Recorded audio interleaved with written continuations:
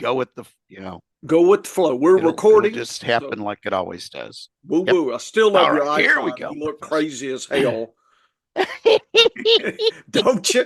Look And like that you looks like you hadn't slept in like 48 hours and you're just trying to pick something here. Some that type of actually waiver looks, or something. that's probably how I looked Friday morning when I got to the office The morning and show. found that yeah, I was showed up for the morning show, and somebody else, the other guy, the assistant program director, was already there. He just Yeah. pulled in a few minutes before I was. So we had two people there to do the morning show. And I was like, that's how I looked. I was like, what the hell is going on? Yeah. All right, here we go.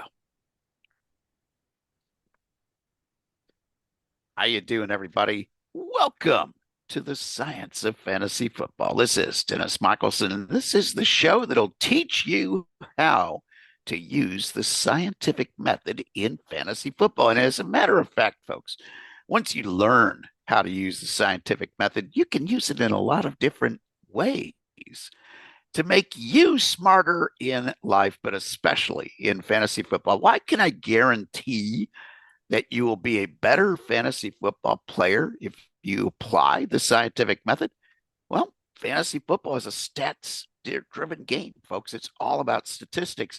And the scientific method is just about using those statistics to answer the questions that you have along the way in fantasy football. And joining me every week here on the show, he is the professor, after all.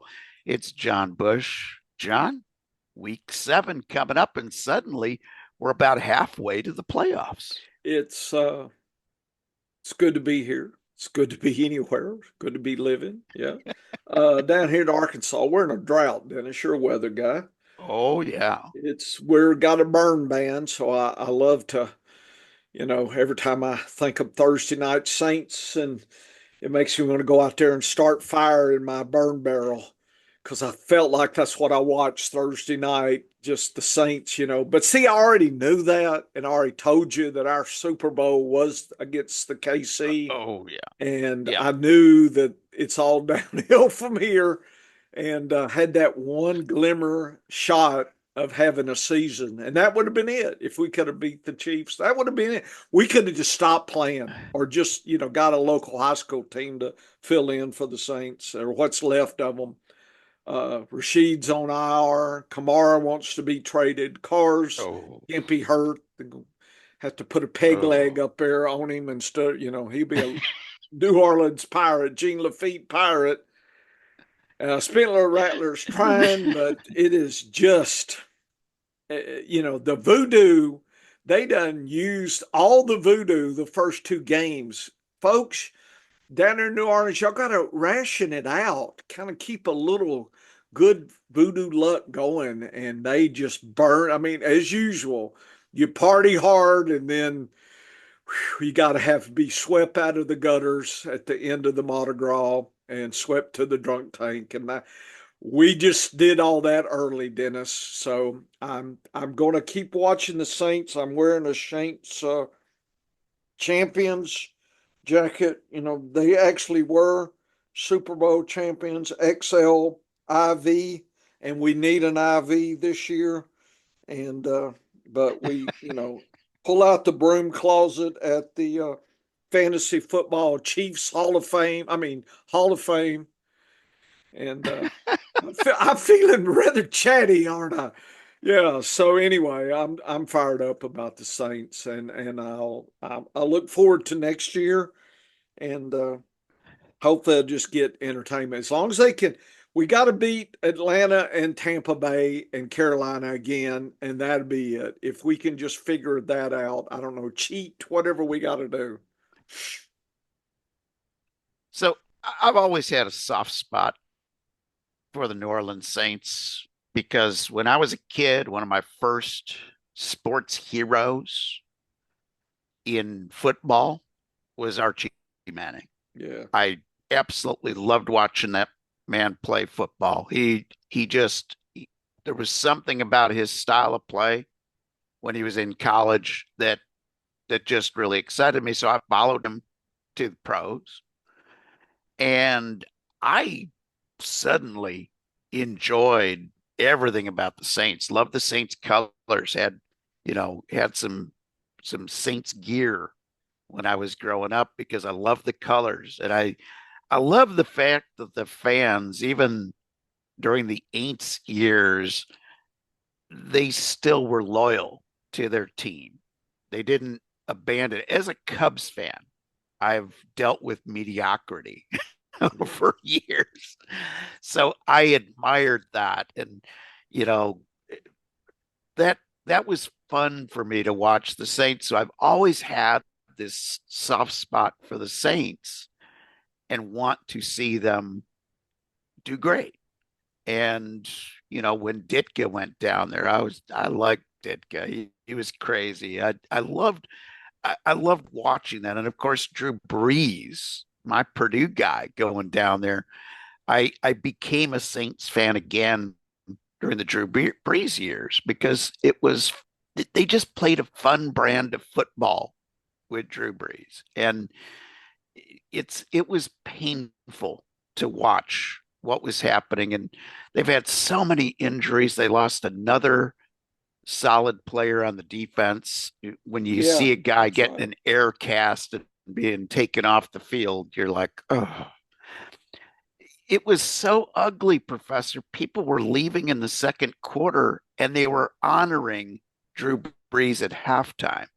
Yeah. That's that's how disgusted people were by what they were seeing. And I couldn't blame them, but it was tough to watch. It really was. And it was it, to see a team that looked so good in the first 2 weeks of the season and we're putting so many points on the board Yeah. just fizzle. Well, Dennis, It's tough to watch.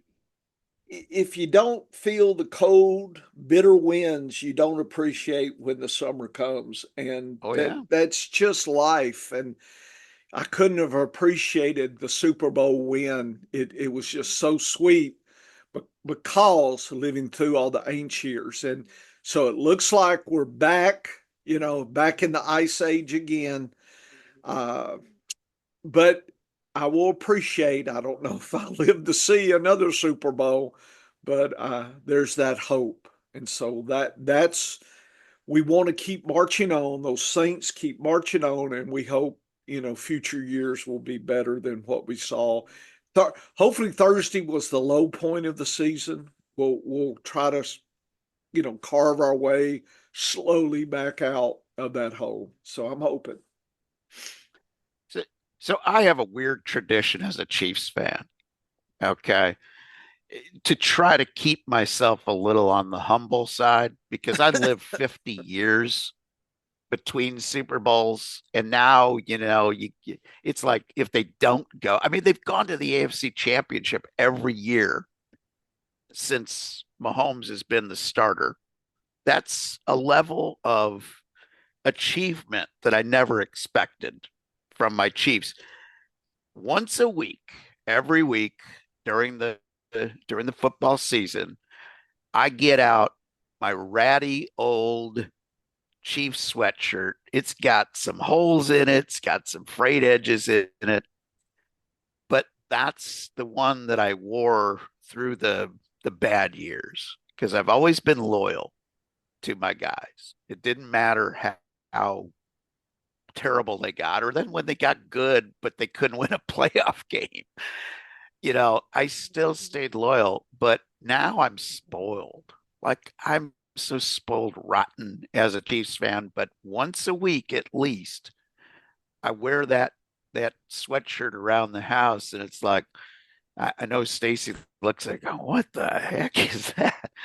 But it's my way of reminding myself of the bad years and the tough years, but you were still as much of a fan as you were for the good years. And as much as you make fun of the Saints nowadays, that pride that you have in being a Saints fan and not jumping on a bandwagon and going elsewhere.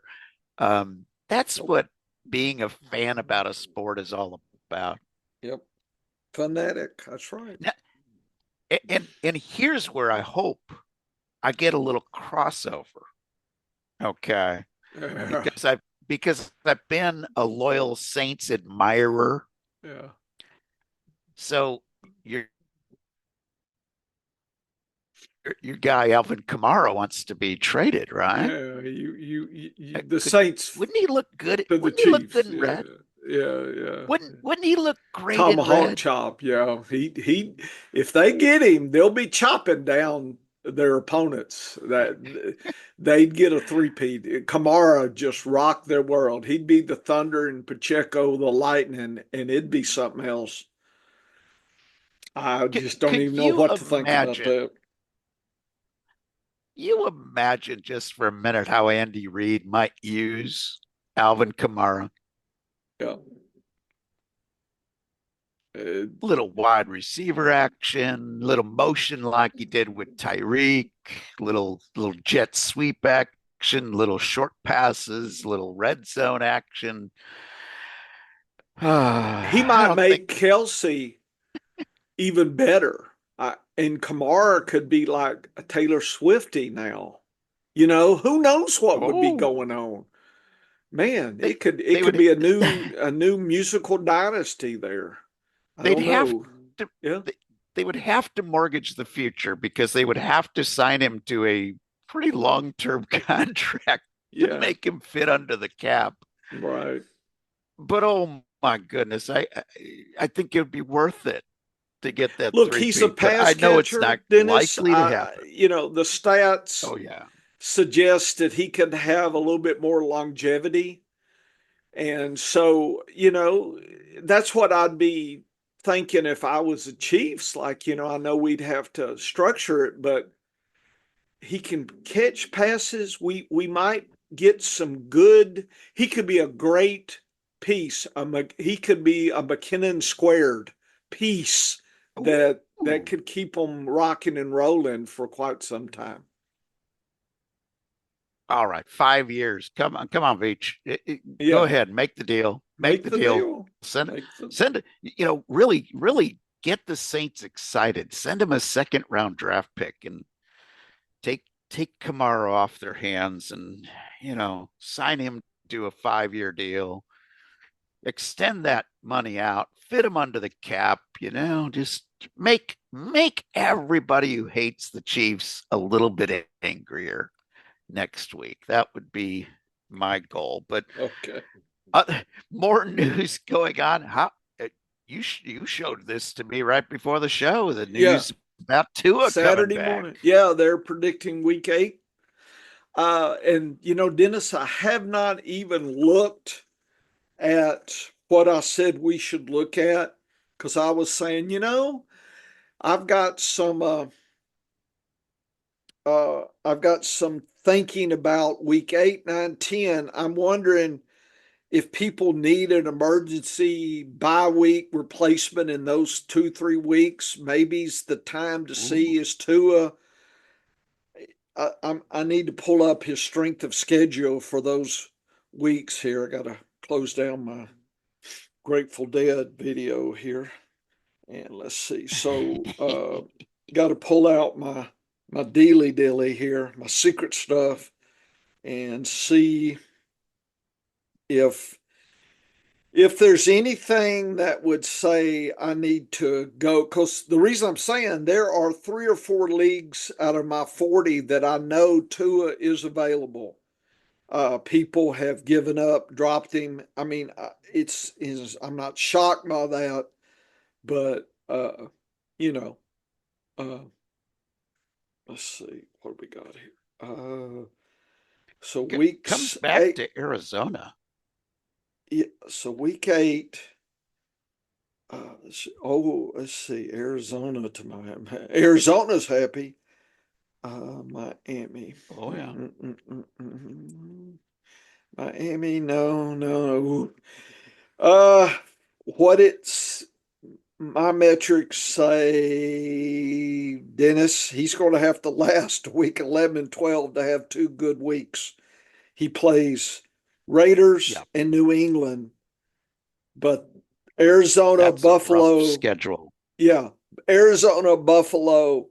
Rams. Yeah. Yeah, I like the Arizona matchup. I think he'll do fine against Arizona, but that's his first week back. You can Yeah, always I worry don't. about that. You Then, so you got to calculate. You think he'll last weeks 11, 12? If so, he could be a viable flex, or super flex starter or something for you. oof, So I think, say reasonably, say week 9 to 12, you might have 2 weeks that you feel good, but the other 2 weeks not. So it's not a cakewalk. So I just depend. Look, if you can get him for $1 or something cheap while everybody's asleep, I'll do it this weekend. Okay. In FFPC, our second weight runs Sunday morning. So for $1, I might go fishing for him. yeah, and here's the thing, Professor. He's going to be a better second option than some of the guys that have really been struggling. Yes. So maybe you maybe you take a shot at that. I've got a couple of leagues where I've got Herbert as my second quarterback. I might grab a Tua Yeah. and Well, have that again, you second just don't guy. don't blow the bank on your fat. No, no. But it's an interesting. It's worth looking to see Yep. if he's available Yep. because there's been a lot of underperforming quarterbacks this season. You know, uh, I don't think Kirk Cousins has lived up to the hype in Atlanta. Nope. Uh, Kyler Murray hasn't been lighting it on fire for Arizona. Andy Dalton had that first really good week, and then he faded away here. Um, Deshaun Watson's been a disaster for Cleveland. Dak Prescott has been awful at times. He's had been great at times, but he's been awful Right. at times. Bo Nix doesn't excite me at quarterback. Um, these are just I'm just going down the list and looking at how many teams are struggling. Anthony Richardson hasn't been great for Indianapolis. Um, Trevor Lawrence has been very average this year for Jacksonville. Um, even Patrick Mahomes has not looked like Patrick Mahomes, although, back class says he probably will come back to being quite good. I mentioned Herbert. He's been struggling. Matt Stafford's been struggling this year. He's really not playing great football. Uh, Now he's been without his top two wide receivers, so that might have something to do with it. Nobody for Las Vegas gets me excited at quarterback. I'd like to have an insurance policy if I was a Sam Darnold owner right now because he could come back to the pack. I've been actually impressed with Drake May. His first week was pretty good, um, but he's a rookie. New Orleans with Carr having the injury issue. Uh, does Daniel Jones get you excited for the Giants? Um, Aaron Rodgers has been okay, but he's not been anything spectacular. So that's the list of struggling quarterbacks this year, Professor. It's a pretty long one. So grabbing Tua and having a shot might make a little sense, and that kind of gets me into rather than having a gripe this week, Professor. Okay. I have a I have a statement. Okay. I have an encouragement to Okay. people. I Okay. have an order for people because Okay. I was watching fantasy football Twitter this week and had so many people, oh, the season's over. I guess I contributed to the rake this year. No, you got 6 weeks in. You got another 8 weeks to the end of the regular season. If you are within 2 games of that final playoff spot in redraft, you got a shot. And in Dynasty, you're always playing to make your team better. You're always looking to improve. don't give up after 6 weeks. Last year, Professor, I had two teams that after 6 weeks, one was 0-6 and the other was 1-5. They were my two worst teams in Dynasty.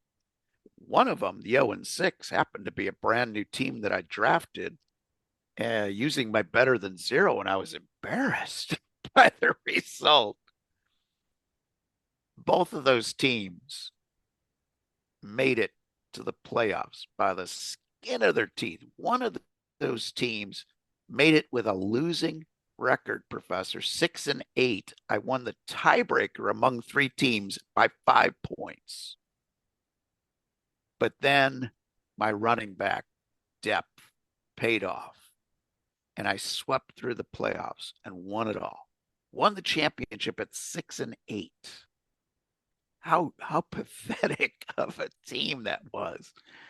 But it was drafted with the idea of running back depth and paid off down the stretch.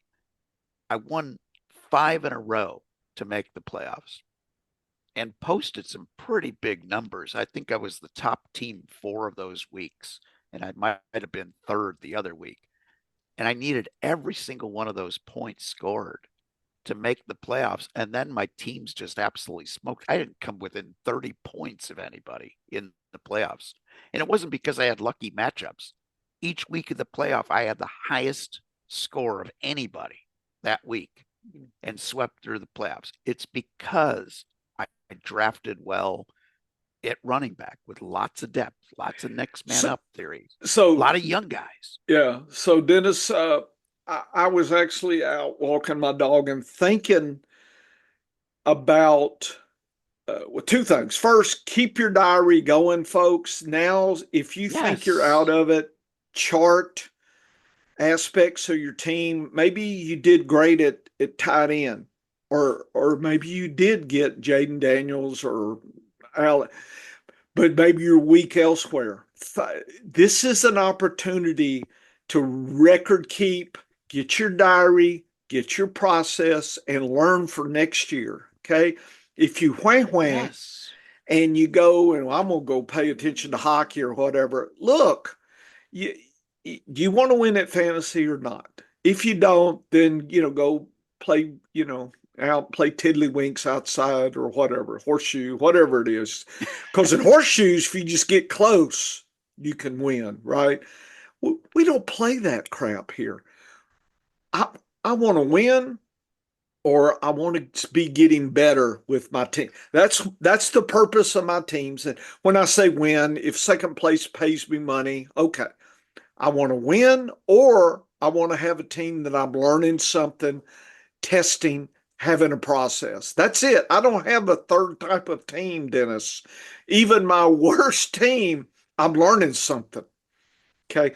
Second thing. Yes. I play 40 something. Maybe that's too much. But here's something to think about. If you, let's say, I don't know, say you're one of the best players and you win, I don't know, 40% of the time that you win the championship. You play one league every year, and the last 10 years, 4 of them you've won. Man, you're like, man, I'm good. But that means 60% you lost. That means in 2 years, 36% of the time you're lost. 3 years, okay, 20% roughly you lost. So that means if you just start in fantasy, you could lose 3 years in a row, 20% of the time, and still be a damn good player at 40%. But you wouldn't know it because you just happen to have a streak of bad luck. It's like the roulette wheel, right? I mean, there's reds and blacks. Imagine 4 years in a row. I'm a 40% player, but 10% of the time, out of 100 players that can win at 40%, 10 of them will have 4 years in a row they've lost. You think they're coming back year 5? So I'm just telling you, by playing one league a year and you're still, say you're really good, you can get disheartened. So there's some psychological. I don't know if 40 is too much. Maybe you need to do 10. You need to find enough to where if you're really good, 30, 40% winner, that you get a check and it keeps you going. So you need you building up your ego a little bit. But if you play one league, Dennis, you can have 4 years in a row that you're damn good and you lose all 4 years. It'd be that's like that you're being a Saints fan. You have signed on to the Saints way of life. Okay. And just I was thinking about that and I said, there's very few people that will come back year five, every year, Yep. and maybe if you came close, you'll go, but you could think about it, you could be a 30% winner and make money, on those, but playing one. So that's why I suggest people do 5, 10 leagues. Give yourself a shot for the odds to work in your favor and your process to work. But anything can happen. And the flip side, and I'll let Dennis comment. When we say make the playoffs, is because we let those odds work for us. Because anything can happen. Yes. You can have a Gurley situation. A couple of years ago, I was in like 10 finals. I lost 5 of them because of Gurley's just insane performance. One player Yep. under those conditions that will never be repeated again cost me probably 1 or 2 wins, cost me money. How would I predict that? People weren't predicting any of that. Okay. And so you get in the playoffs, you never know. There could be a Gurley on your team and you collect a check from the 6th spot. Dennis just talked about happened to him. It can happen. But if you play one league, man, I'd get disheartened too. That's why I like to play a bunch of leagues. I would suggest 10, and I'm saying, well, okay, $20 leagues, $25. Find you something, go mow your neighbor's grass and make you a little money so your wife won't beat you over the head with her, husband stick. Okay, earn you a little money, right? Or maybe stockpile a little bit. She don't quite know, while you hit those scratch offs, just quit it. Just say, I usually buy 10 scratch off with 12-pack of beer. Buy a 6-pack and take that extra money you save, put it in your fantasy football fund. All of a sudden you got some money and your wife won't even know it. Come on. They don't need to know everything about your fantasy football life. Come on. Because Yeah, she it's pulls a that husband stick out and beats you. oh yeah. Yeah. There you go. I know That's Stacy. brutal. Stacy was That's asking me, now, oh Professor, what grain of wood do I need the strongest? And I told her, that oak that's seasoned well, you pick it green and let it season and marinate. And every time Dennis pisses you off, that adds a little spite in that wood. And boy, about 5 years, that wood is good ooh. for flipping him over the head and to make him look just like you're seeing on his icon here. Be like, you hit me? And you pulled out the husband stick on me? I'm gonna tell her Ooh, she is that marinating that explains husband a lot. stick. Everything you do, Dennis, because they don't forget. Okay, there's a score Ooh, card in the yeah. sky, and that 5 years ago where you effed up, you said something you wasn't supposed to. They remember, Dennis. So play Oh 10 yeah. leagues You get it, every 100 good things you do can be erased by by one one really bad. bad thing. So Yeah, yeah, I you know. you Yeah, you that's gotta that gotta husband remember that. stick. But no. but but the key to fantasy football success is don't give up. Yeah, yeah, Because even if you fail to make the playoffs, you will learn something from that drafting experience. Each year, each team that I draft, whether I have success, failure, or something in between, I learn something about the process that I used. And you have to be honest with yourself. You have to look back and you have to say, you know, I expected way too much out of this player. And this is the this is the result. This is the bad result. Now, one player should not doom one bad draft pick, even if it's a first rounder, should not doom your team. I have a team where I was first to pick and I picked CMC and I've been without him. I'm in third place in FPPC in that league, despite not having my number one guy.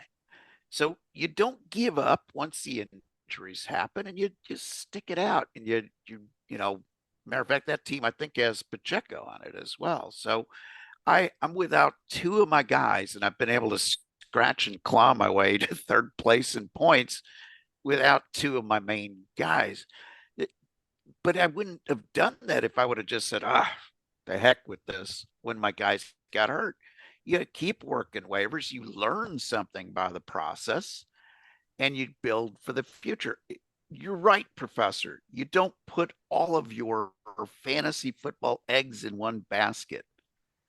If you're, let's say you decided, okay, first of all, folks, just like in gambling, whether it's at the horses, whether it's on football or other sports, you set a limit and you assume that I'm going to lose everything. So I've had 14 winning seasons in a row in fantasy football, but I'm playing on last year's money. I put an additional $100 into the pool for best ball this season. That's it. Otherwise, I'm playing on last year's money. And it's been built up over years. When I started playing Dynasty, instead of jumping in after I played one free league to see how I might do, because I had never played in Dynasty before. So I played a couple of free leagues, just a couple of different formats, see how it goes, had some success, figured some things out, and was like, ooh, I see a I see a way to make money with a different strategy than the consensus. And that was taking slightly older players to open the league, knowing I get draft picks to replenish that position each year. If I'm a little old at wide receiver, I'm going to add some more wide receivers. And I realize that I'm good at picking up in these deep leagues. I'm good at finding those sort of hidden gems that everybody else has passed on, or adding a lot of running backs. And then with my team that finished sixth and just barely made the playoffs with a 6-8 record last year, I had Zamar White and Ty Chandler for the playoffs. That's what helped me win because I had stockpiled every backup running back that I could. But if you've got $200 that you're saying, okay, I want to get into playing more fantasy football, I can afford to lose $200. It won't affect my lifestyle at all, or 500 or 1,000, whatever your limit was that you say, I can blow this money and my life doesn't change. Spread that money over at least 10 different leagues. I like to spread it over even more leagues. I would rather play 20 $25 leagues than play $350 leagues. You spread your money out and you minimize the impact of bad luck. Yes, bad luck and good luck both happen in fantasy football. The bad luck side of it are injuries. You have no control over injuries. They can happen, they can wipe your team out for any given year. I have a team right now, dynasty team, that won the championship last year. It was start to finish winner. Overall, like I think I lost 2 games all season last year and just swept through the playoffs. Number one in points, number one for the season. That team has, and it only has a 20-man roster. So it's a real small roster and no IR spots to hide people. I've got guys on IR right now. I'm fourth in the league, just barely hanging into the playoffs. And I'm hoping to get a couple of my guys back, but guys like Rashee Rice are gone for the year. And now I added Rashid Shaheed out for the year.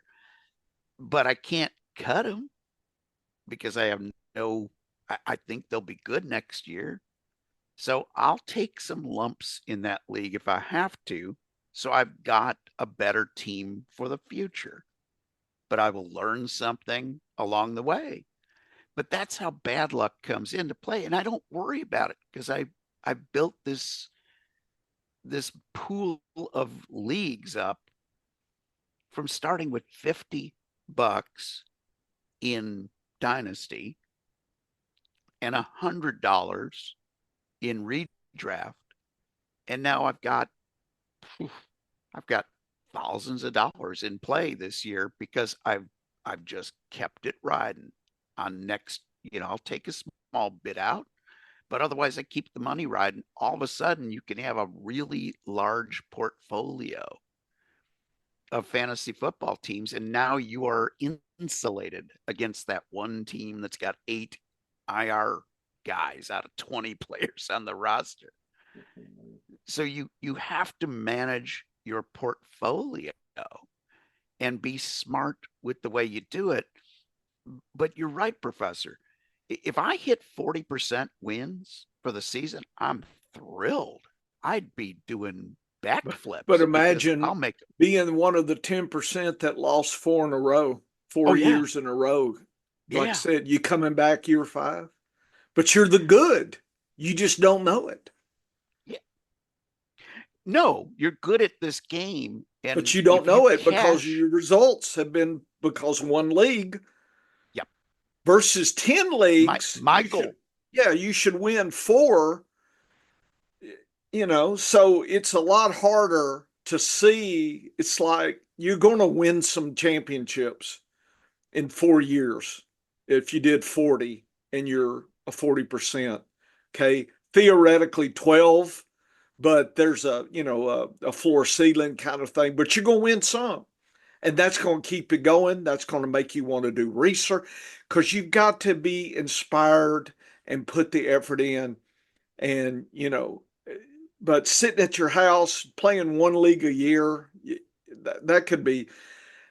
I know people, I don't play that many. I'm saying you need to find, I'd say 5, 10, but enough that let your success show up because you want to keep mentally. You don't want to be a Saints fan like me all your life. It costs you. Okay, mentally. There's neurons that I lost in the 70s. I'll never get back because of putting up with all that. But it was a good trade-off. So here's my strategy, Professor. Here's my goal at the beginning of every year. For every 10 teams I play, I expect to make the playoffs 80% of the time. So 8 of those teams make the playoffs. Okay. Out of those 8 teams that make the playoffs, 4 make the final 4. Out of those 4 teams that make the final 4, I expect 2 wins. So I'm only looking at 25% winning percentage in my leagues. And if I achieve that, if I hit that 8-4-2, because enough of those 4 will cash because I'll finish second or third. And then I win 2 leagues. And if you manage your portfolio that you've got the amount of money even over all of those leagues, you'll win. You'll win comfortably. And here's the thing is if you make 80% of the teams make the playoffs, you'll probably do better than 4 in the final 4. And if you do better than 4 in the final 4, maybe you get all 8 in the final 4. Now, half of those win. Now you've cashed 40% of the time. Maybe you do even better than that. The key is just to keep in the competition. Get teams into the playoffs. That's all. I hear so many dynasty players. Well, I'm rebuilding because the best I'll do is fifth or sixth in this league. Well, how many playoff spots are there? Well, there's 8. It's a 16 team league, and we put 8 in the playoffs. Well, you should be playing for 8th or better then. Yeah. And because if you finish 8th, you got a shot to cash in that league. So you got to stop thinking about, well, I'm not one of the top 3 teams. You don't know what the top 3 teams are going to look like on week 15. Because if that top ranked team has lost 3 of his best players going into the playoffs, or he has guys that are on teams that they're so far ahead that they can just kind of coast, you don't know what you don't know in week 6. So don't give up going into week 7. Keep playing to win. And Professor's data is one of the ways you are going to win more than you lose. You got to be paying attention to the Professor's power rankings. Yeah. So I just share this. This inspires Dennis to segue in. Just want to let you know, Dennis, and I told you before the show, I looked at weeks 3, 4, 5, and 6, and looked at the top 6, 7, and just on the pick'ems, it was 18 wins, 9 losses, assuming the 2 good teams didn't play each other. So this week I am playing. This is my little casino app thing. Here in Arkansas, you got to play the taxes and the politicians. And I don't mind supporting Oaklawn because I'm a fan of horse racing, as Dennis knows, and people that have listened. And that's where I learned a lot of my game theory and mental toughness. Seeing those imperfectas, Dennis, you ever won imperfectas? Where you get a first and a third when you're trying to get first and second, Oh. Yeah. So the almostus, the almost ectas, yeah, I've got a lot of those. So after years and years of that. But anyway, this week, using my power rankings, I'm playing Atlanta, Philadelphia, Baltimore, Cincinnati for $2 in a 4-run. I get $10.80. If 66% is real, I mean, who knows the real metric, but we're short numbers anyway. Okay. I needed to hit at least $10.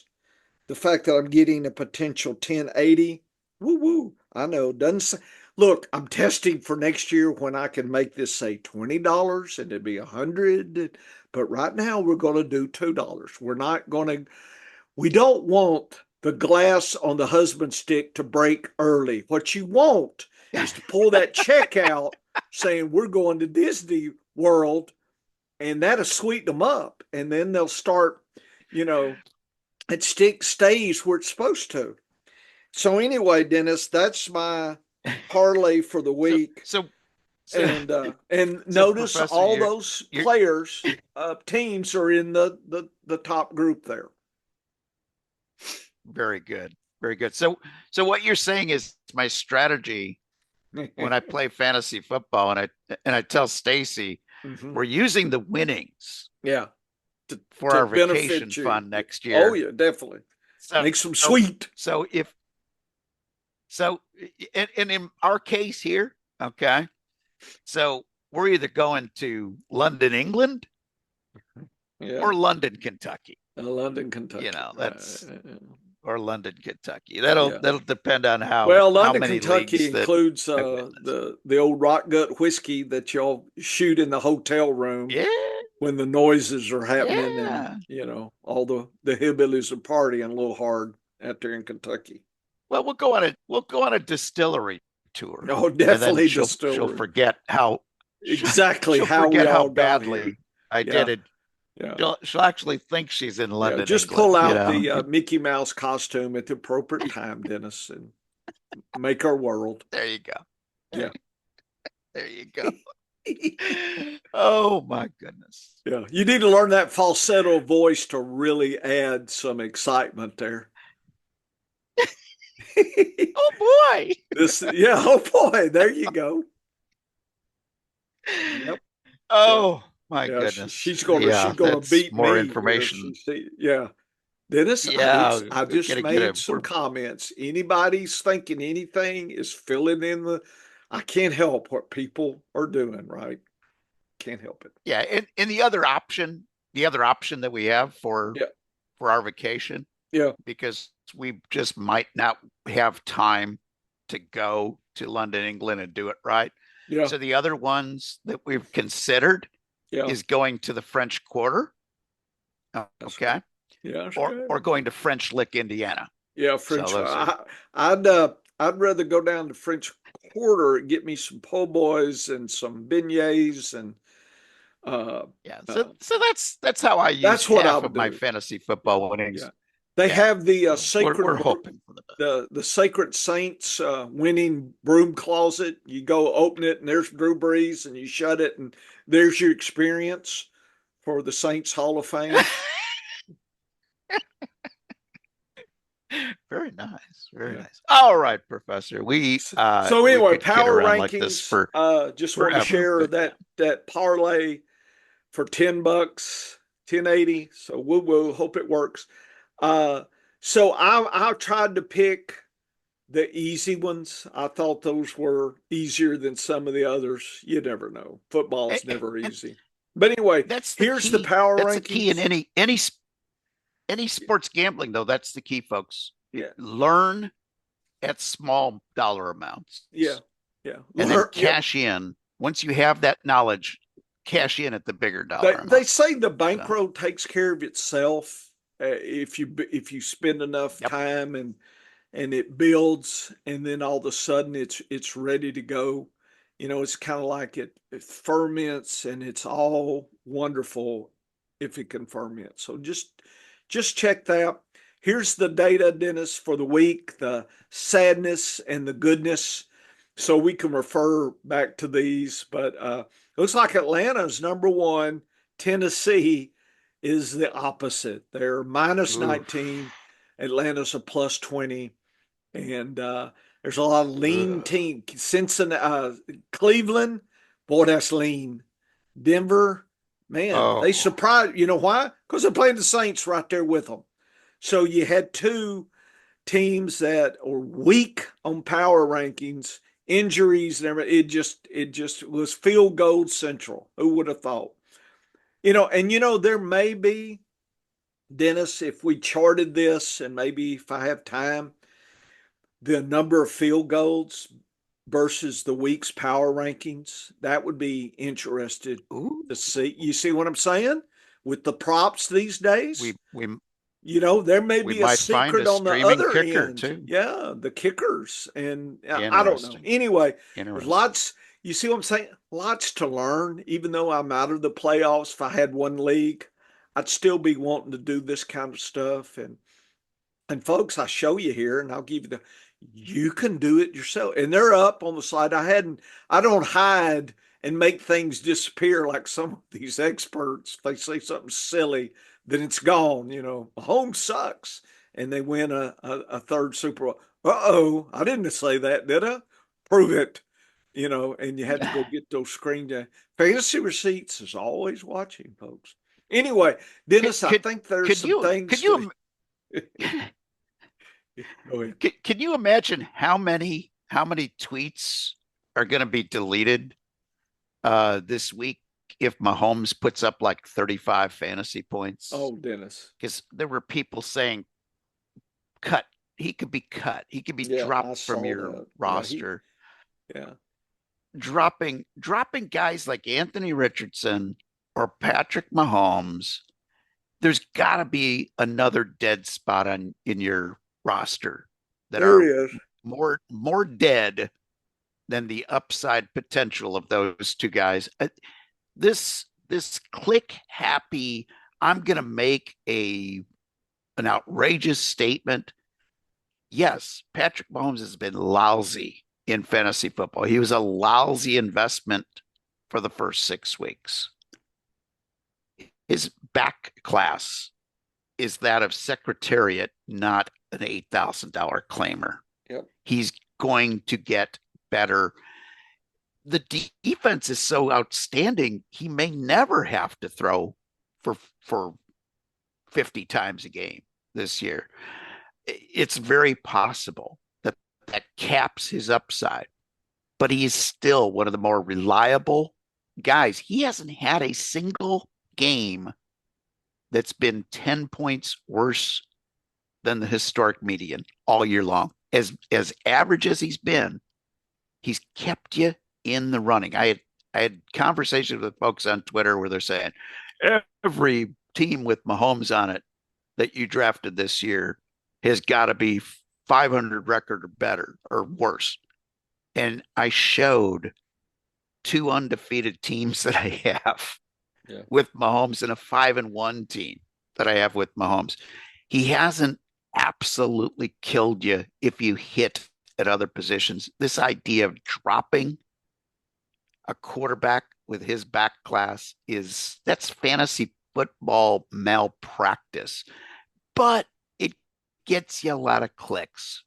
And if he doesn't shape up the rest of the year, you can point at that. But of course, as soon as he starts having his usual 30, 35 point games, 2 touchdown, 3 touchdown games, everybody will be deleting those tweets. But we don't play that around here. And this just lets you know, I haven't tested the last few weeks efficiency. Maybe there's some pick'ems and some prop. And you're saying, that's good. So that's another thing to chart, Dennis. I don't know.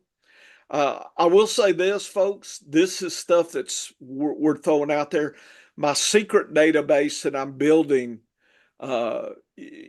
it's building on props and things, and probably not this year. Don't know next, but I'm building, and I don't know how else to do it, but gathering the data, seeing what we got. Okay. I'm not going to rush out there.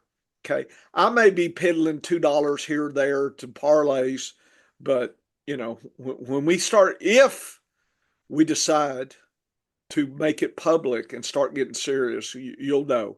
But I'm thinking the efficiency, I'm just wondering maybe for the money line pick'ems, maybe I need to track that. Anyway, this week I'm trying the $2 parlay on those 4 teams. They seem pretty good. Atlanta, Philadelphia, Baltimore seems like a winner, and it turns out it's the top 4. I didn't necessarily do that, but San Francisco's playing the Chiefs. I didn't want to try to pick Frisco to beat the Chiefs.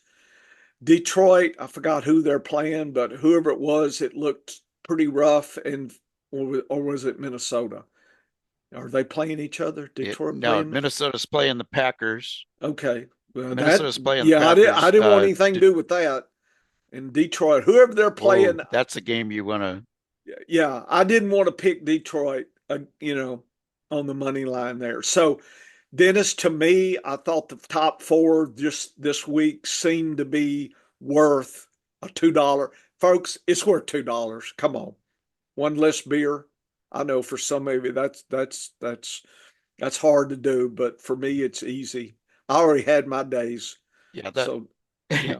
Yeah, the Lions and Vikings is a game that you want to avoid, and the Texans Packers is a game you want to avoid for betting purposes. Yeah, right. But anyway, so I'm just letting you know, but I'm just wondering for efficiency, Dennis, to try to see maybe, get you. I may even work a parlay. If I have time this afternoon after I post everything, I may start looking back to say week 3 or 4 and just try to see what's going on. I mean, the numbers are there. They're not changing. I'm not trying to, because I would be fooling myself. And we fool ourselves enough as humans anyway. I don't need to try to do it. So, I I need to back check that. Maybe it's better here. I don't know. And again, maybe, there's some secrets to efficiency, like, kicking is better down below, or I don't know. I mean, just look at all the questions, Dennis, that I can think about. And if people are losing, why not start tracking some things like that? Okay, look at your team. I mean, certainly you need to look at why you drafted, what you did, what were you thinking. In your diary, you would have that. Pull your draft board out. Look at the top team right now. What'd they do?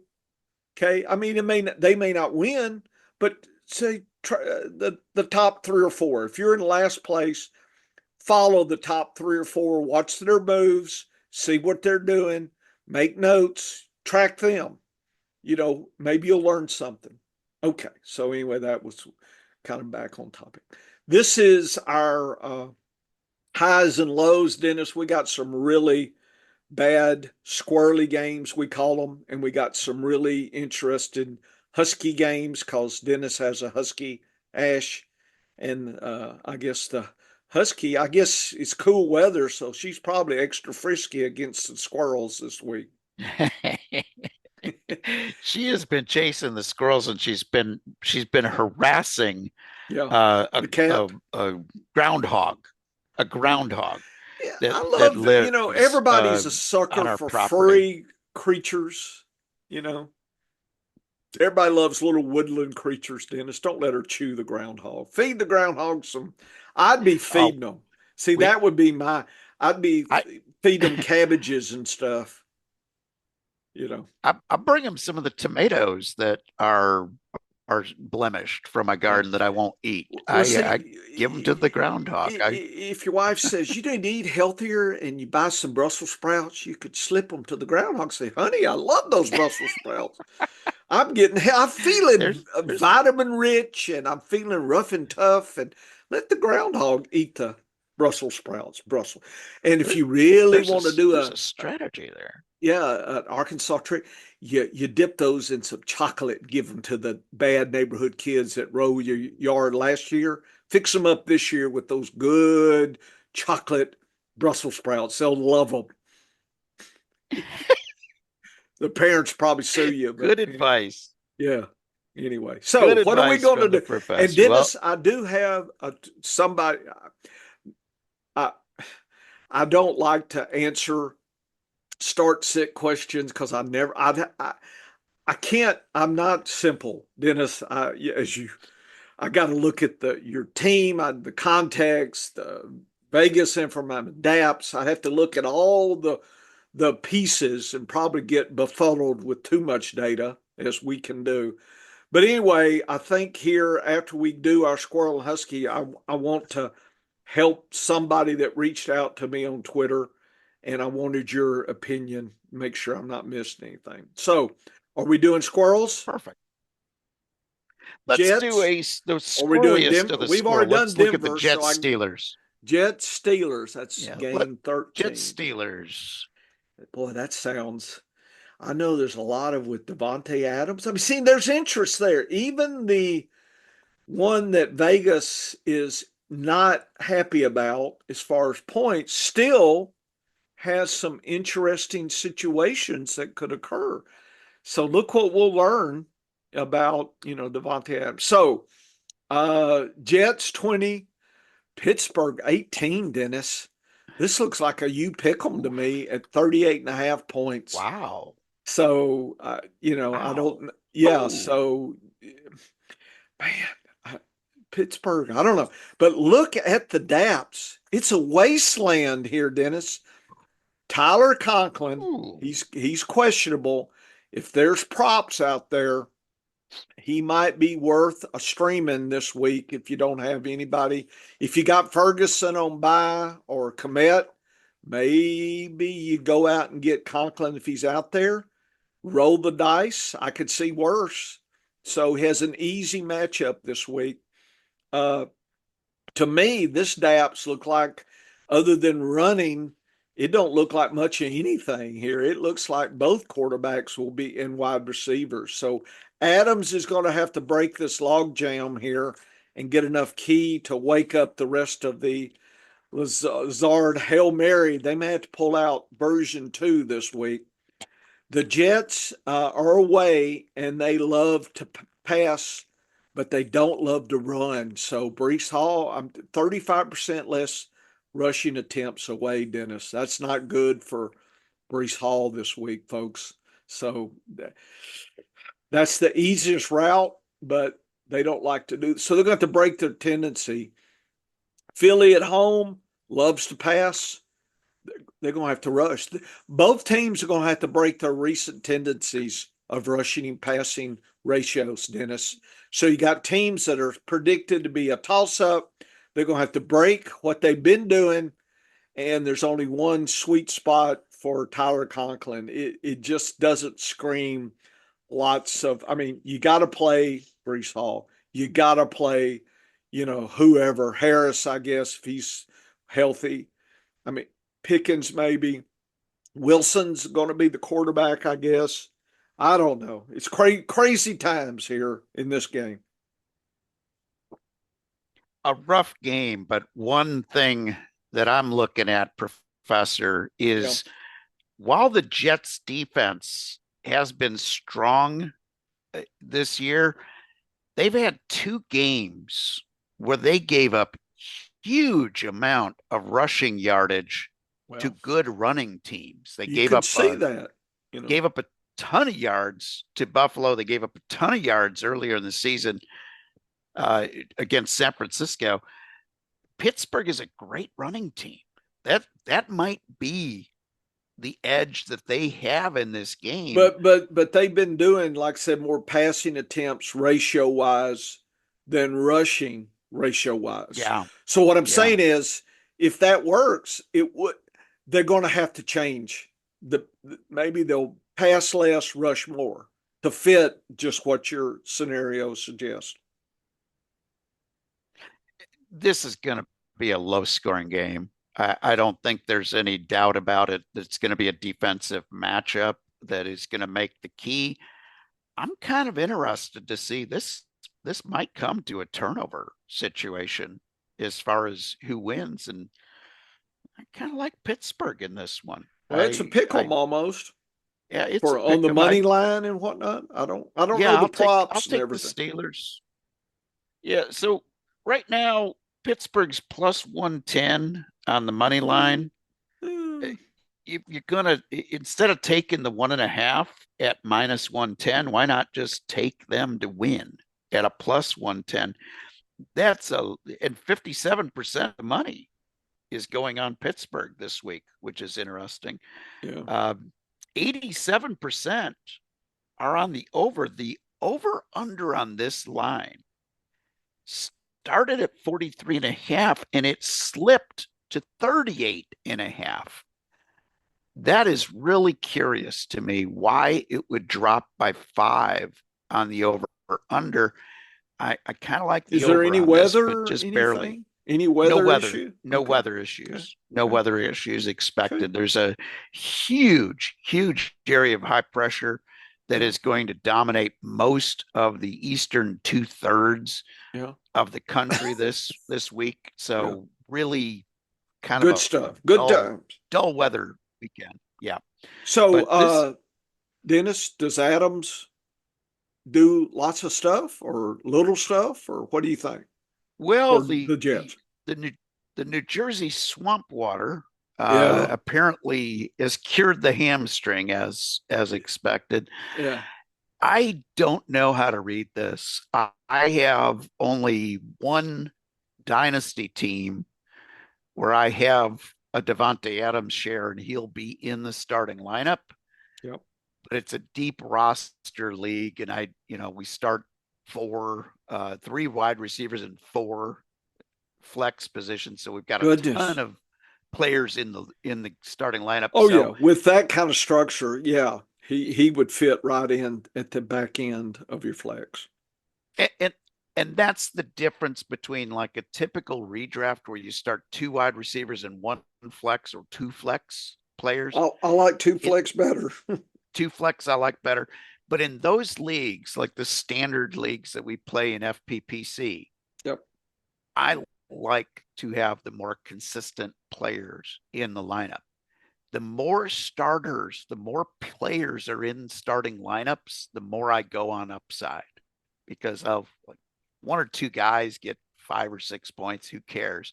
If I grab enough of the guys that can get me the 20 points plus spike games, those are the guys that win in those leagues. So you have to change your strategy depending on the I've type of got league. Adams versus say Lockett this week. That's been my. That's I'm having that decision in the where I have both of them in 2 or 3 leagues, and I think I'm playing one and decide. I was trying to put enough of each to at least so at least 1-1. So I'm gonna do 2-1. I'm just not sure where the two is. I may do 2 Adams, 1 Lockett, or 2 Lockett, 1 Adams. Because I don't want to miss another Spike Lockett to where he gets, yeah. 13. I'm 13 points, Dennis. That's last week. I needed Disley to get me 8. I got it because I mean I had nothing else, and this week I need 13 from either Adams or Lockett, and that's I'll take 13. That's the median. I'll take 13. I just hadn't decided which one gives me a better shot at that. Pros and cons. The power rankings would favor Seattle and Lockett over Adams. And given the scenarios I'm seeing here, I'm thinking maybe 2 Lockett, 1 Adams on my decision of the 3 teams.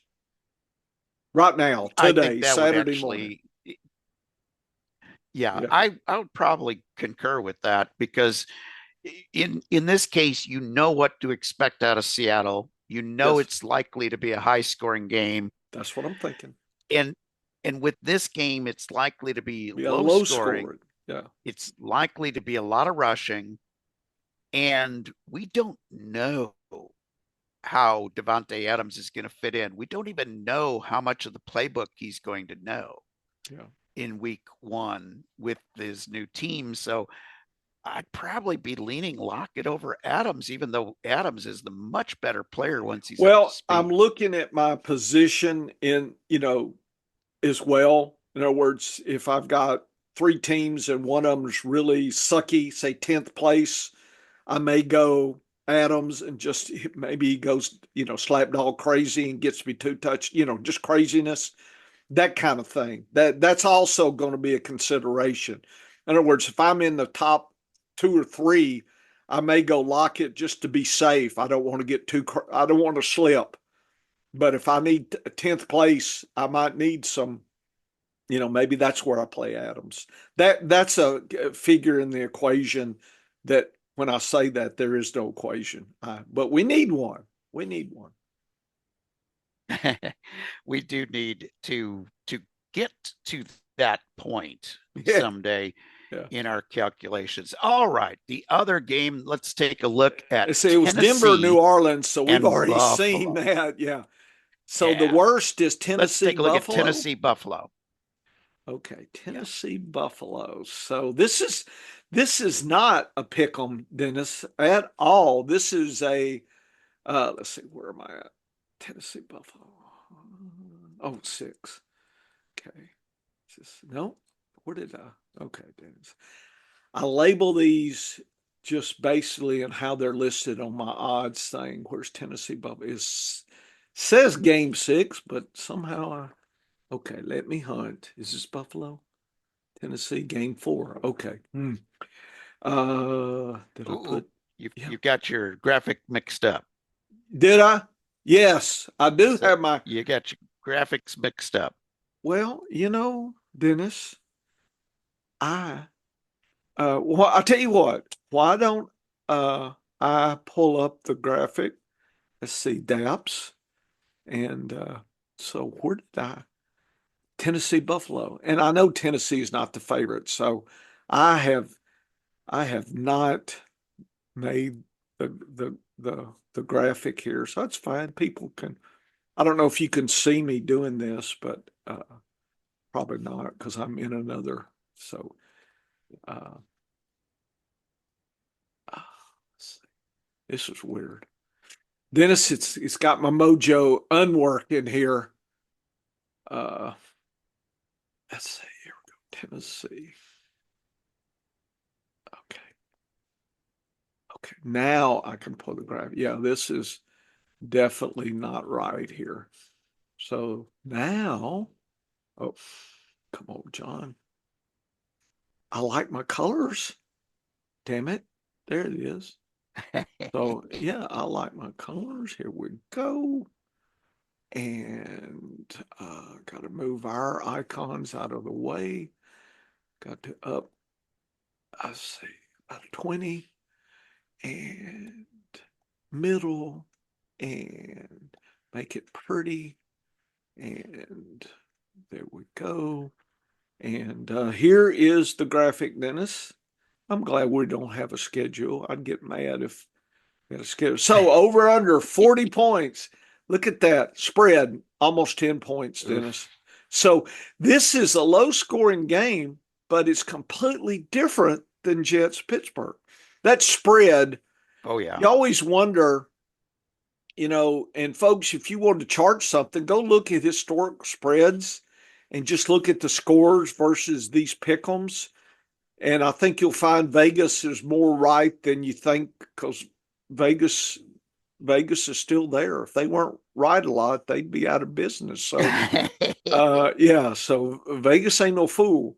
So they see this game as a complete Buffalo's gonna get tired of scoring, Dennis. That's how I read this. They're gonna score, get up early, spank Tennessee, let them, get away. Tennessee will score in the back half. Pollard will get his touchdown in the fourth quarter when Buffalo's like, yeah, we got you about 3 scores. We'll let you score. We'll give you something to, keep your coach going another week. So I'm playing Pollard, but it's going to be pins and needles. So 29-10, that just sounds like a boring game.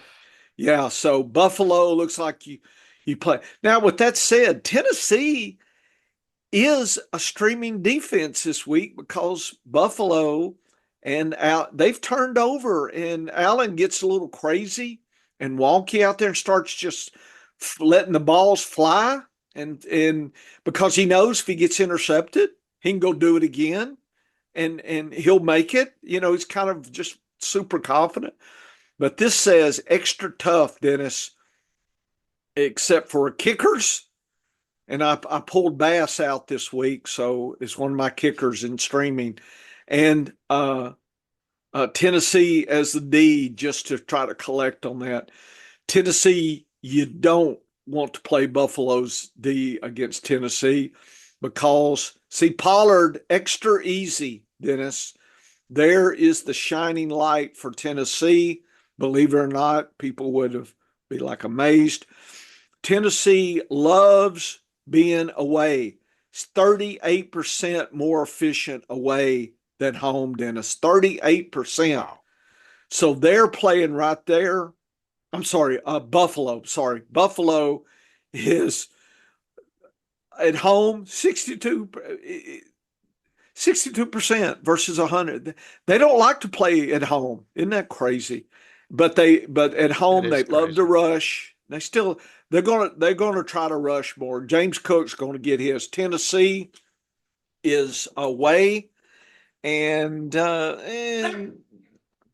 my dog's going crazy. 8% less efficient away, and away they rush pass less. So the Daps are giving Tennessee what they like to do in away situations, which is rush with Pollard. Everything else looks tough for both teams. If you looked at the Daps, you wouldn't believe the spread. You would think this Tennessee, it should be closer. So here's how I'm applying this to my fantasy football teams. I have Will Levis as my third quarterback in some super flex leagues. He's sitting on the bench, and I'm playing an extra running back this week in the super flex because I don't think that he's got as good of a chance of getting to that 13 points as a good running back Nope. does I against agree. this Buffalo D. I Now play I'm playing Pollard, if I had Willis and Pollard, Pollard yep, all day in a playing super flex. playing Pollard, and Tyjae Spears is out. And that's So sad. even even better for Pollard this week because he's not going to have that change of pace guy to come in. Yep. So it's going to be all Pollard all day, and he's going to be the only thing you've got And the going DAPs, for you. yeah, and the DAPs suggest that, and their tendency home away splits suggest that. Yeah, so I'm benching all of my So Tennessee maybe props for Titans. Pollard. I don't know the props. I'm not betting them, folks. I'm just saying for $2, maybe anytime touchdown scorer. If you can wait till the fourth quarter, you might get rewarded with the touchdown score. I don't know. Or maybe put that in a risky parlay. Maybe a Devontae Adams touchdown for the Jets, Dennis, and a Pollard touchdown. There's your parlay. You might get a nice little chunk there. You might get you 10. You So might get 5-1. Pollard's over under on rushing yards is only 67.5. Boy, That's a really intriguing number. yeah, but you know what? Vegas always gives us intriguing numbers. They're not a fool. They didn't put Yeah. 40. They didn't put 80. You know, they I get one yeah. 1.86 on my money for any touchdown, for an anytime touchdown. I kind of like that. For $1 or $2, yeah. I'm playing I might take a parlays. chance. I might, put Pollard in with maybe a grand slam parlay. Try to find another, maybe a 2 or 3 parlay where it's really pays me $20. Like I said last week, my big parlay was Allen and Lazard touchdown. I got $22 for a $2 bet. That 11-1. That's sweet. I felt good about that bet after the Yeah, fact, of course. I think that's a good one. I would take Buffalo in this one, give the 9. I think Tennessee, because they're going to be able to run, might be able to scratch out a few more points. So I'm going with the over on this one. Enough of these Over. annoying Yeah. squirrels. Let's take a look at a couple of Huskies before we wrap it up. And the game of the week that's just barely making it in the Husky realm, San Francisco and What? Kansas. That's the game of the week? Is it really? I guess called Super Bowl. Gotta be the game To of the week. me, No, I liked it's a 3 Atlanta o'clock start Seattle. game of the week. That seemed 51. We should do that one, or maybe after show. But see, Washington, Carolina, the spread's so wacky. To me, Atlanta, Seattle's going to be the one I'm like. But we'll go KC. I know you're a homer for KC, and they're going to get Kamara.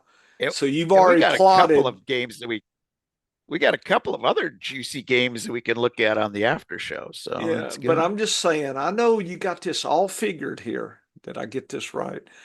So Frisco is the favorite, Dennis. And I know you're boo hiss, but it's a pickle. Yeah. 47, 24, 22. KC loses for the first time this year. Okay, what does the DAPs say? The DAPs say KC really below average. It's nothing really dramatic. I would not play the Kansas City's defense against I wouldn't play San Francisco's D against KC at all. San Francisco, on the other hand, Kansas City has been letting they're going to let George Kittle score a touchdown or maybe 2.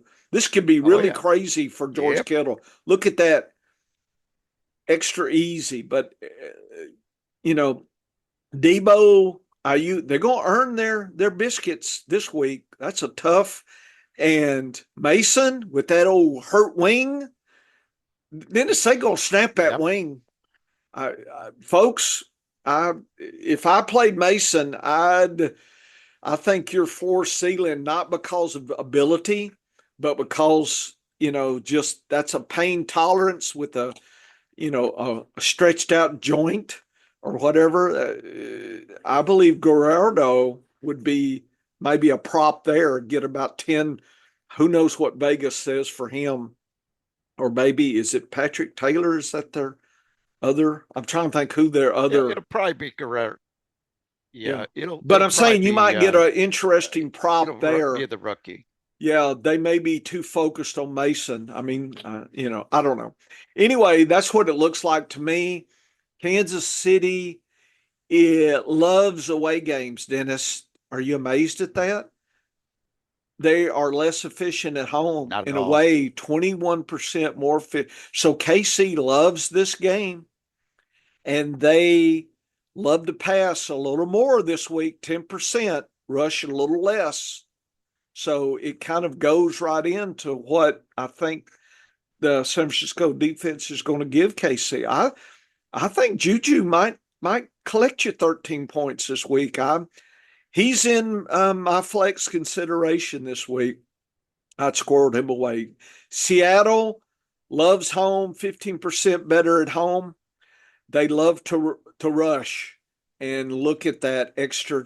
They're going to have to break their tendency and look at 20% less passing home. They're going to have to try to, and boy, look at the tough. It looks, it's, oh, I said Seattle. I'm sorry. Dennis, I have whacked up. I'm gonna have to recalculate everything. Yeah, my bad. I don't know what Frisco is on their tendencies. Dennis, it's been a long week for me. I'm gonna have to change this graphic. So I don't know if that's Frisco and I made a mistake and these numbers hold or not. So I'll stop here. I think Kittle Well, has a shot it's though. it Kittle is a really good bet this weekend. His over under on Yeah, yards yeah. 54 and a half. What about I anytime love the touchdown? over on that one. Anytime. Maybe it's Anytime, Pollard, and then we'll add a Kittle there for your parlay. yeah, anytime touchdown, you're getting 2.16 on your money for a Kittle touchdown. I You like see, those. I like Pollard. that. There's your parlay right there. I feel Pollard's a lot stronger than I do Kittle because I just like I don't. Yeah, Yeah, I love those chances. I think this is going to be a very interesting game. First of all, it is going to be a very close game. It's going to come down to the final score, just like it did in the Super Bowl. These are two well matched teams, but here's the thing: yeah. San Francisco has been giving up some big plays again this year. And Kansas City they've been stingy on that defense. So other than Kittle having a big game, Mm-hmm. because for some reason Kansas City knows how to exploit a tight end, but maybe their defense is just so worn out from practicing against Kelsey all week that they just are terrible against the opposing tight end. But this is a game I think it's gonna be Kittle or nothing. Like if they don't get some yardage out of Kittle, then I think Kansas City might win a little bit easier. But I like Kansas City here. Mahomes is 10-3 when he's the underdog. How Yeah, about that? Only 13 times he's been the underdog in his career. 10-3 record as the underdog. San, Kansas City, Andy Reid coming back from a bye week is insane. Like his record is insane coming back from bye weeks. That's why I'm going to take Kansas City, take the 1 point. The over under, I think, is properly priced. I would not put a wager on this either way because I think they're going to be within 3 points of this over under. I wouldn't if they got it if I had to, okay, you have to take a bet on the over under, I'd play the under. Yeah. on that this week, but I it's just so close. bet the prop parlay Pollard and Kittle. I'm getting 4.5 I like that one. I like that. odds. I like that Kittle chances. is plus 135, Pollard minus 108. So Vegas loves the Pollard touchdown versus Kittle. And I don't, I see it more 50-50. That's why I'm betting it because I think there's some sweetness there. 4.5 to 1 on your money is worth the $2 to get 9. Oh yeah. Yep. So Yep. I I just like bet. that bet. So I got my parlay here. Good stuff. Uh, I might add a Kelsey touchdown to that just to have a little a fun three-way, and or have a maybe three-way do a parlay. Kelsey Kittle double there, kind of an end game. Sometimes mine will do end game specials, and you'll get Yep. like maybe a touchdown plus the money line. They try to sweeten it up to make you bet lots of money. You know, Should be a fun game yeah, indeed to yeah, watch and a fun game to have some guys in your fantasy lineups, but don't expect a lot from the wide receivers maybe in this one for San Francisco. They might just split what they have yeah. here, but I like the You Chiefs got and to play Debo, but I'm not. Am I thinking? You know, I'm thinking 18 points for Debo. most of my lineups I've got Debo and Ayuk in, Ayuk, but I'm not expecting big numbers from either one. yeah, Ayuk, I'm probably 50-50 right now because I may have some better options in some leagues. And probably Ayuk in the flex, my first flex. I mean, when I'm thinking, and maybe the I strategy, Dennis, I have two flexes. My first flex, I really like a running back there, just kind of a safe. And yes, that second flex, yes, if I have a great, usually think about it, you got two running backs, a third running back for a flex. There are some I have four running backs that are viable, but a lot of times that's where I Ayuk or a Lockett or a Juju, something fits right in that second flex.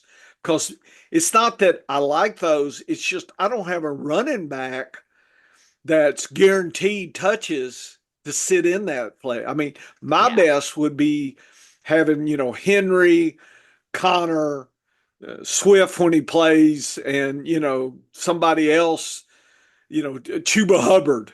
I'd play flexes and RBs and be happy about that all day long versus, say, a Lockett or, What? some Adams. Yeah. You're gambling. So, but Ayuk this week, it's going to be a first flex. If I don't have an RB, he's in the consideration. We probably should do a I like strategy that on how we do strategy. flex. Yeah, yeah. Go ahead. I'm That's a sorry. good. Actually, maybe that's a good one for the data lab down the road. Yeah. Ayuk, you won't believe this, Professor, but Ayuk, I have zero shares in redraft and best ball this year of Ayuk, Wow.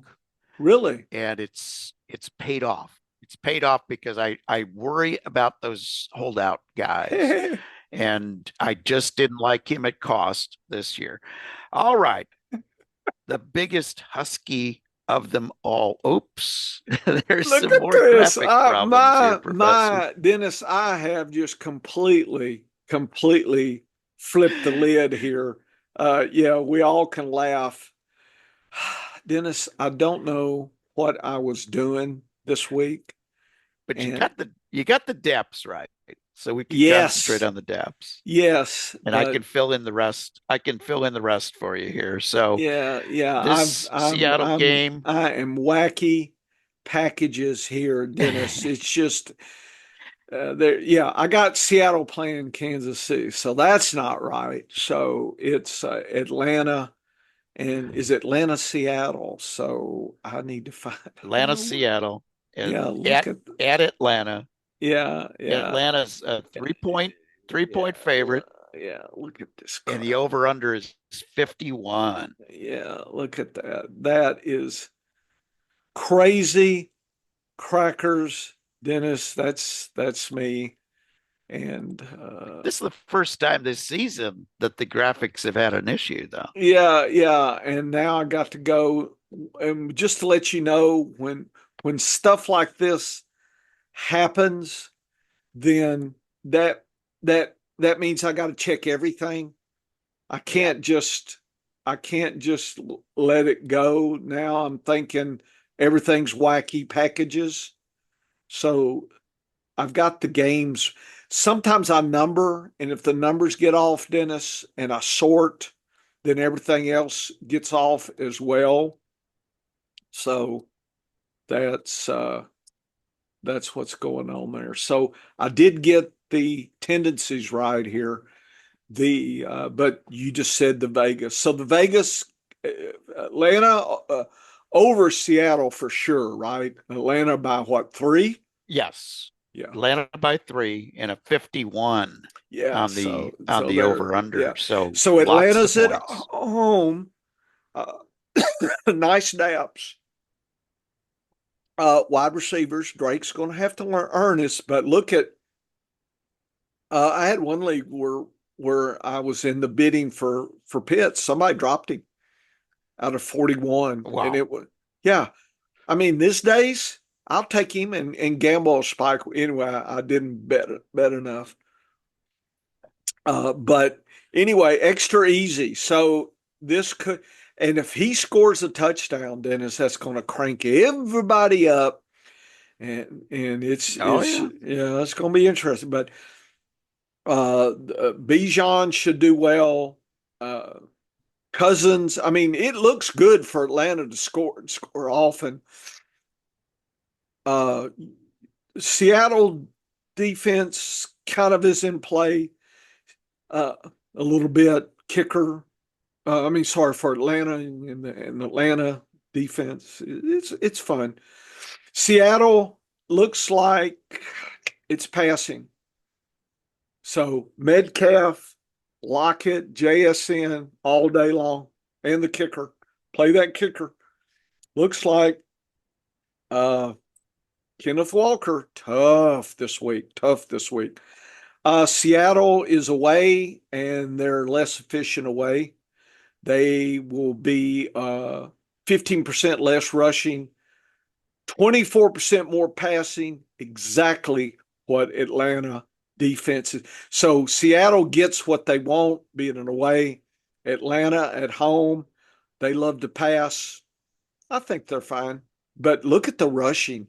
Their rushing attempts, they have been underutilizing Pitts with his positional usage data that I documented in the snaps, and they've been under rushing compared to the league, one of the worst in the league in rushing attempts.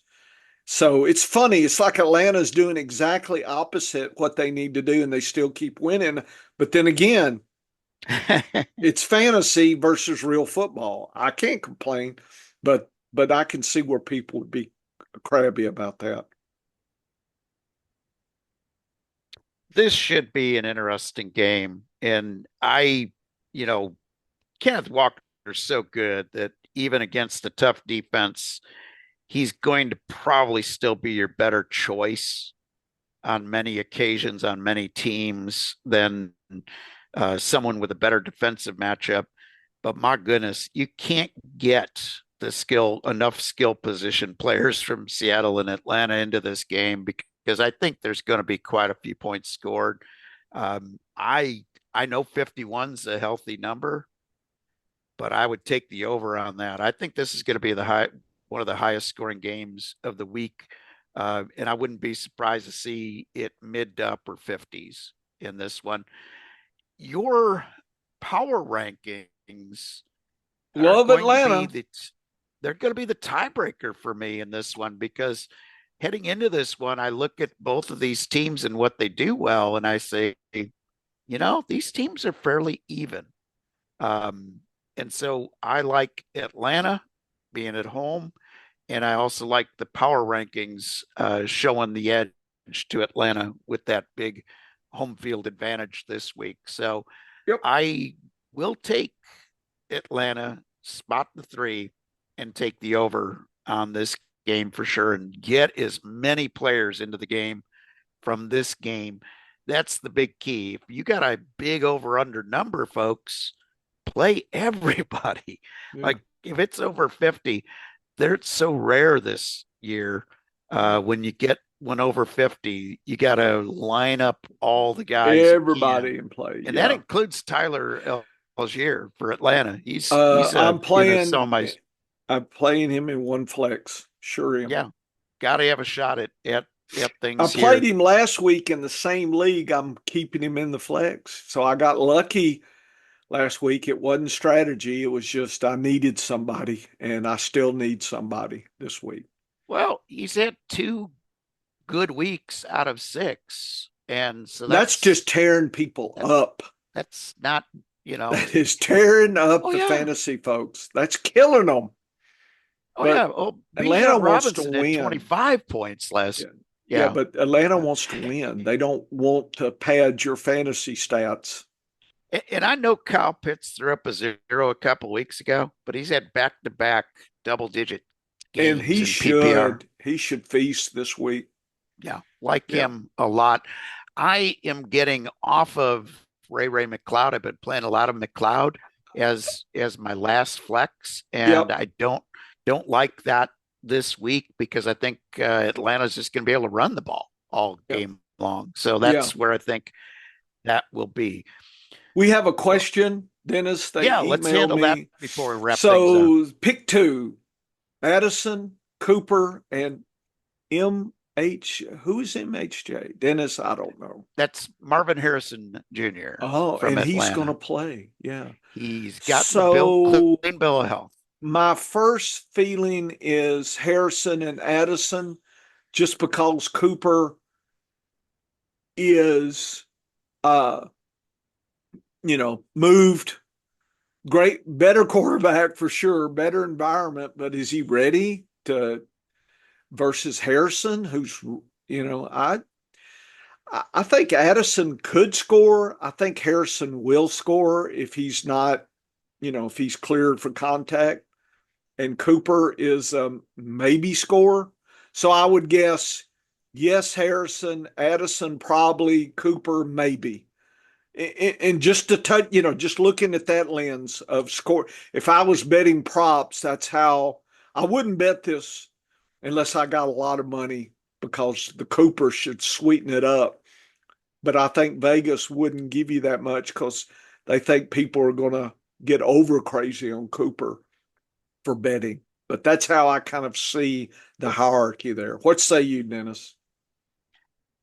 Yeah, first of all, AZ Devil, you've got a nice problem to have here because Marvin Harrison Jr. Will, when he's been healthy and he's been playing full games, has had a pretty good start to the season. Not where we want to see him if you paid that WR9 ADP on him, but certainly been having some good weeks. Jordan Addison has been terrific. Absolutely think the world of that kid in my fantasy lineup. So Addison and Marvin Harrison Jr. would be my picks. As far as my overall consensus, Addison's at 26 this week. Harrison's at 38, and Cooper actually came in at 36 while he was still with Cleveland. But I just think it's going to take Cooper a week or two to get into that offensive scheme. So I would go with Addison and Marvin So, Harrison Jr., but you got 3 really good players. yeah, Harris Jr.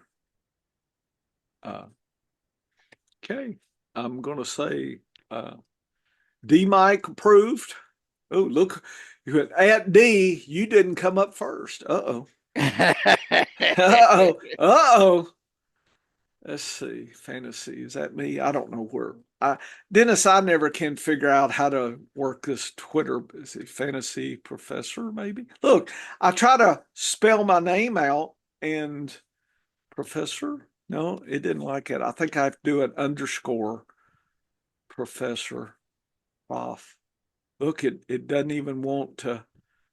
These people need to get out of my damn business there. Okay. Agree. Don't get me going. Okay. I'm gonna say, okay, so we're on record, fantasy receipts. Y'all can chew us up if Cooper scores 3 touchdowns. Spank us hard. Oh, and I deserved a visit from the fantasy receipts people because when I was answering a question this week about who Yeah. to sit or who to cut from a roster to make room for Yeah. an additional player, I said, you know, with your roster, I might have to consider cutting Javonte Williams. What? Yeah, What? I Dennis, deserved a little fantasy receipts. do Yeah, you I know deserved. what would be so bad? Me cutting a starting running back. I don't care if it's the worst team. I mean, running Yeah, this backs guy are. had a great he had a really, really good set of running backs. So I was like, if I had to make a move, that would be it. But I said, I don't know if I'd be making that move. But that's the guy I might cut from your possibilities. I was so concerned about the split usage with Yeah, Denver. And now hopefully they've settled in on one guy because I've got a couple of shares of Javonte Williams in Dynasty that had him in my starting lineup yeah. this week. Thank Oh, goodness. thank goodness. So head on over to the scienceoffantasyfootball.com. Check out a couple of articles. I'll have a piece coming soon where I grade the better than zero, showing you in action with my leagues this year how it performed in various formats of fantasy football. Check out the professor's power rankings and his efficiency data. I'm telling you, folks, it is a game changer for me. It will be a game changer for you as well. The professor's DAP data always, always, My always a key. PPR per snap. I do Oh, some this week called team structure, and it's embedded in the figures. Take a look. I made a little quick video so you can check that out. I don't know if it helps or hurt, but I just had to do it. good data indeed. So check that all out and then come on back here next Wednesday for another edition of the Science of Fantasy Football. Woo woo, get to work. Okay. Welcome to after the show. My dog's getting crazy here. We'll do one more, Dennis, and then I got to go walk my animal All here. right. Let's see. Let me share. I got to redo all my dealies here. Damn it. Makes me angry. Okay. Well, this morning I didn't have my full bolus of coffee here. I'm Washington, Carolina. Let's do Minnesota, Detroit. That seems like 50 and a Ooh, half. Doesn't that seem like a better game to do than Washington spanking Carolina? Yeah. So there let's, are some very interesting games yeah, this week, there are. I and got to that's one of find them. it because I probably goofed it up. And oh, here it is. Let's see if I goofed it up.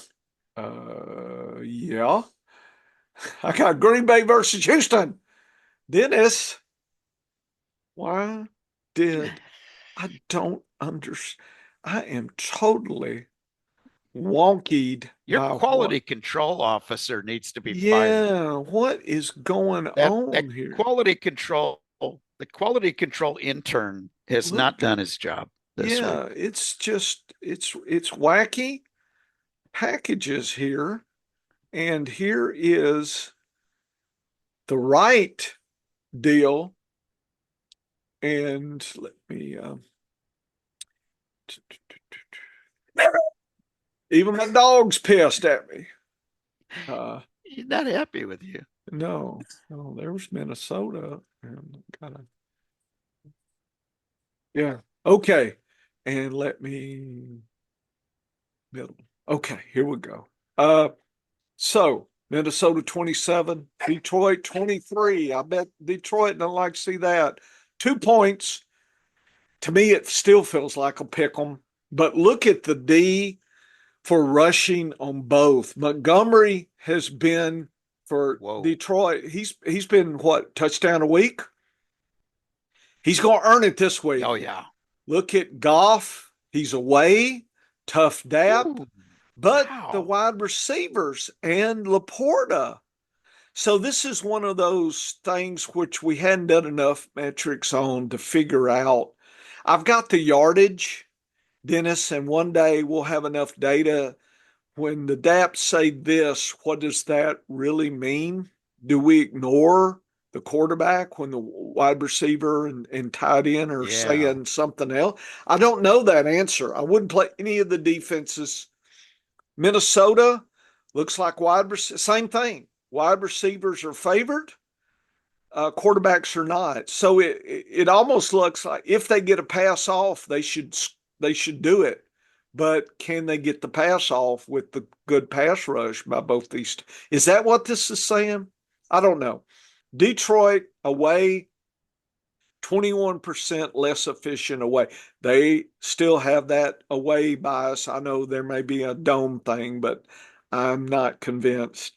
Away, they love to rush, hate to pass, and that's exactly opposite. So Detroit's off their game, their away game.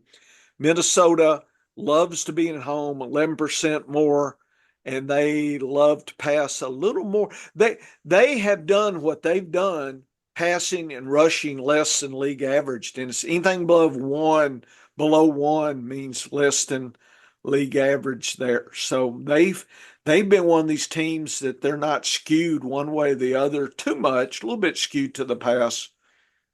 But anyway, so the one I guess Minnesota's favored, and I would say some of that is because of the away efficiency is weaker for Detroit. I guess is the tiebreaker, but I really like both these teams this week, and I think it's going to be a shootout.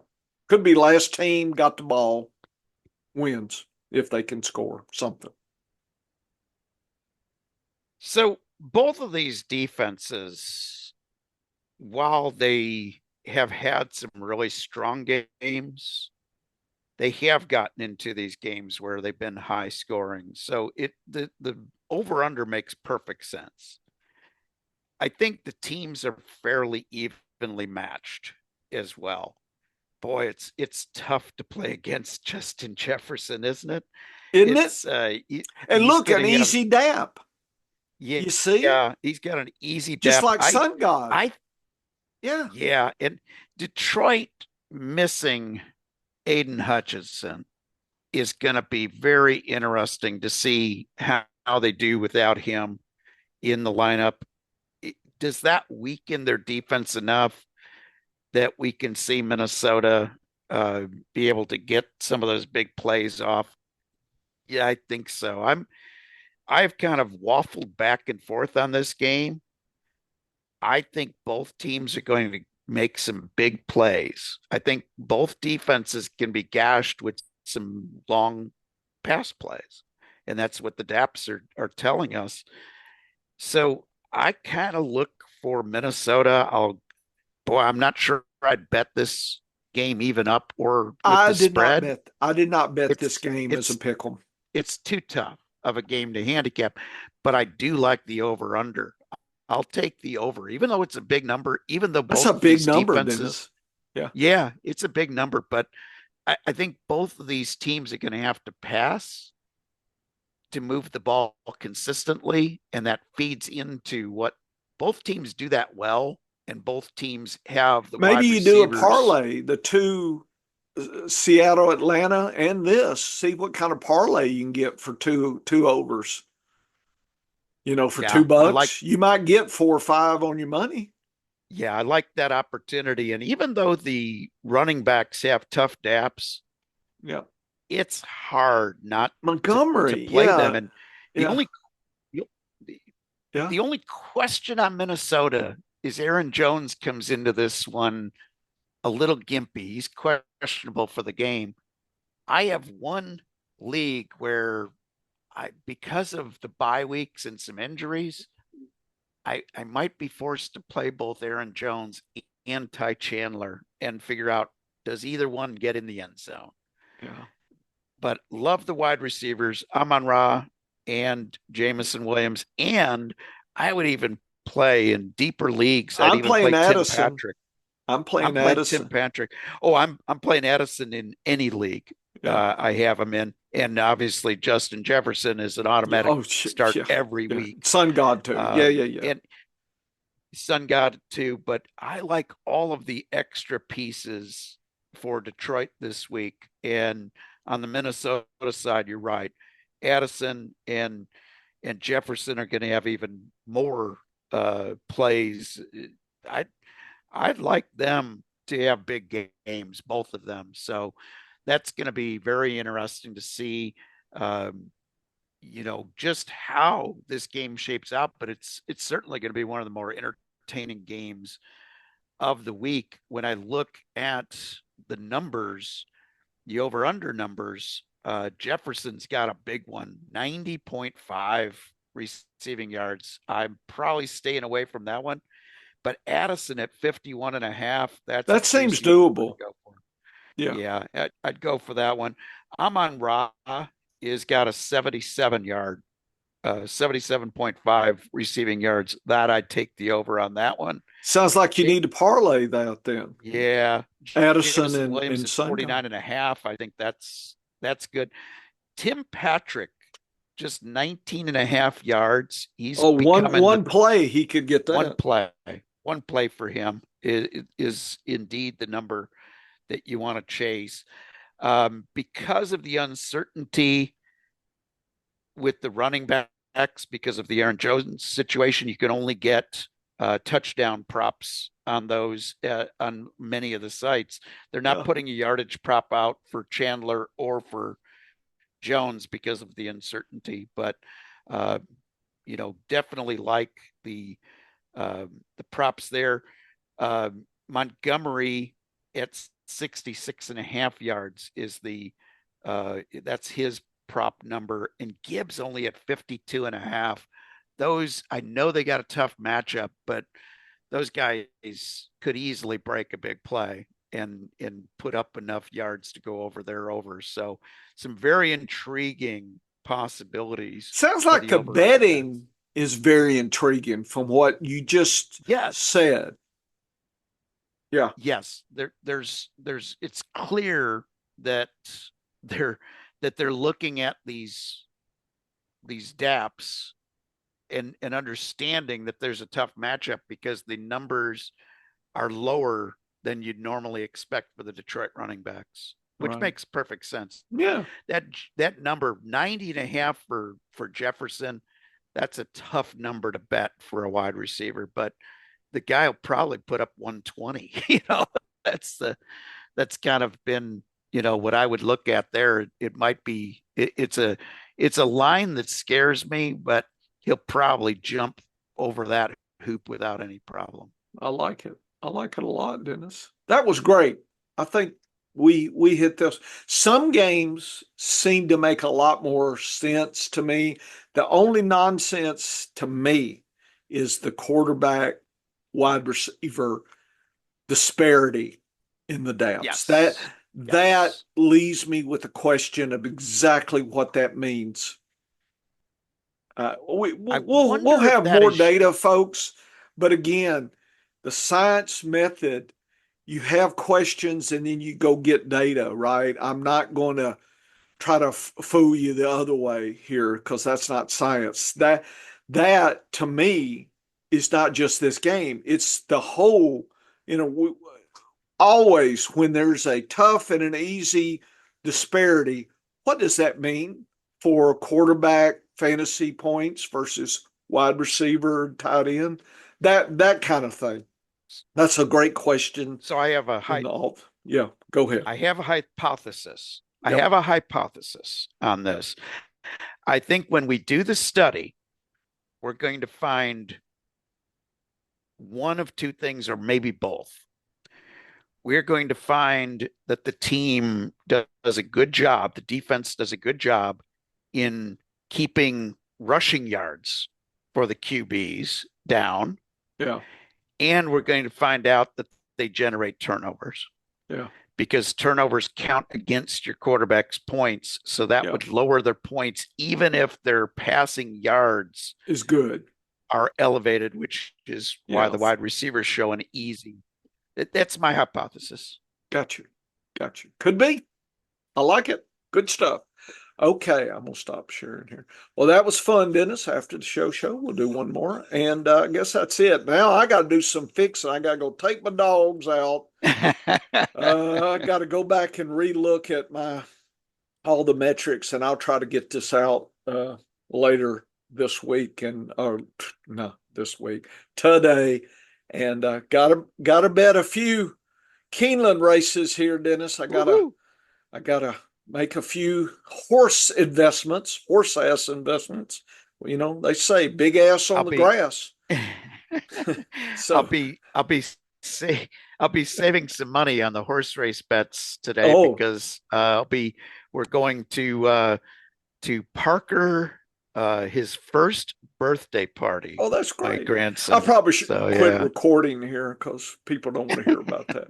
But big ass on the grass, first gray horse Big on the ass on the turf. grass. Yeah, There you you like go. that. I like it. Box the gray horses for $2 in the exactas. Okay.